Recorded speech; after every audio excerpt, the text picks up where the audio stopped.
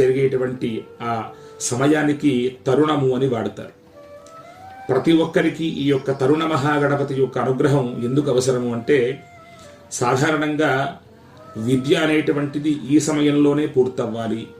ఆ సమయంలో పూర్తయితే వాడు భవిష్యత్తులో అతి తొందరగా ఉన్నత స్థానానికి చేరుకుంటాడు.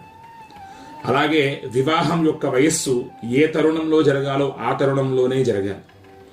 వివాహానంతరం సంతానం కూడా ఎంత తరుణంలో ఎంత సమయంలో జరగాలో అలా కలిగితేనే ఆ దంపతులు కూడా ఆనందోత్సాహాలతో ఉంటారు. అలాగే జీవితంలో ఉద్యోగము ఎంత సమయంలో రావాలో ఆ సమయంలోనే, జీవితంలో స్థిరంగా ఉండడం, ఇలాంటివన్నీ కూడా ఏ తరుణంలో జరగాలో ఆ సమయానికి జరిగితే ఆ మనిషి యొక్క జీవనమంతా కూడా చాలా విశేషంగా ఉంటుంది, ఆనందదాయకంగా ఉంటుంది. చాలామంది కష్టపడి విద్యను చదువుతున్నప్పటికీ కూడా